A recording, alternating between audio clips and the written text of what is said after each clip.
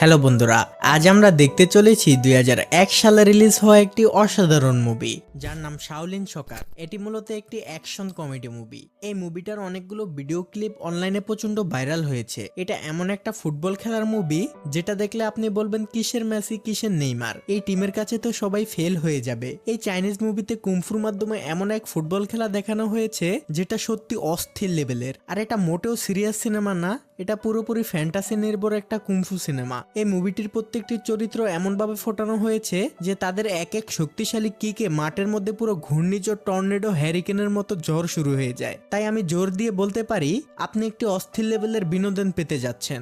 তাহলে চলুন ঘুরে আসি ভয়ঙ্কর এক ফুটবল খেলার গল্প থেকে। তো গল্পটি শুরু হয় একটি ফুটবল খেলার মাঠ দেখিয়ে, যেখানে মিস্টার ফাং জাতীয় দলের ফুটবল খেলার একজন বিখ্যাত খেলোয়াড় ছিলেন। তিনি এত ভালো খেলতেন যে দর্শকরা তাকে ভালোবেসে গোল্ডেন লেগ নামে উপাধি দিয়েছিল এবং তার ফাং নামটি থেকে গোল্ডেন লেগ নামটি বেশি জনপ্রিয়। যাই হোক, আমরা দেখি গোল্ডেন লেগকে ট্রাইবেকারের শেষ গোলটি করতে হবে। এই গোলের উপরেই নির্ভর করছে তাদের জয় পরাজয়। কিন্তু খেলার আগে সে তার টিমমেট হ্যাং এর কথায় টাকার লোভে পড়ে এই ম্যাচ হেরে যাওয়ার সিদ্ধান্ত নেয়, আর তাই সে এই প্লান্টিক শট মিস করে, যার কারণে তাদের টিম হেরে যায়। আর তখন স্টেডিয়ামে বসে থাকা দর্শকরা তার উপর ব্যাপক ক্ষেপে যায়, আর রাগের মাথায় দর্শকরা এসে গোল্ডেন লেগকে অনেক খারাপভাবে মারতে থাকে এবং তার পা ভেঙে দেয়। আর এই দৃশ্য দেখে তার টিমমেট হ্যাং অনেক খুশি হয়ে যায়। তখনই ফ্ল্যাশব্যাক থেকে সিন বর্তমানে চলে আসে। তখন আমরা দেখি বর্তমান সময়ে হ্যাং নামের সেই ফুটবল প্লেয়ারটি অনেক ধনী এবং সফল। সে এখন টিম ইভিলের মালিক। আর অন্যদিকে গোল্ডেন লেগ গোল মিস করে সে 20 বছর আগেই নষ্ট করেছিল তার ক্যারিয়ার। বর্তমানে গোল্ডেন লেগ ল্যাংড়া অবস্থায় হাংয়ের গোলামি করছে।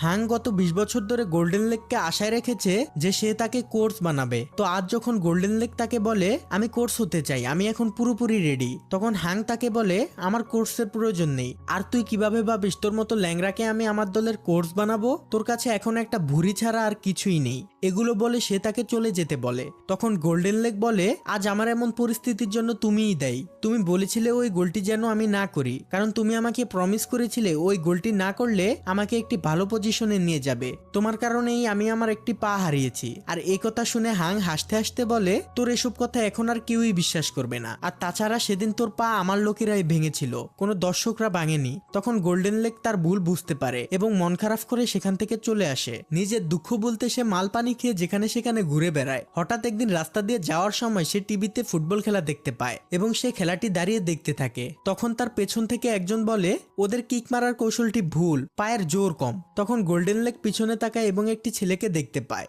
যে প্লাস্টিকের ব্যাগের উপরে এক্সারসাইজ করছিল। তখন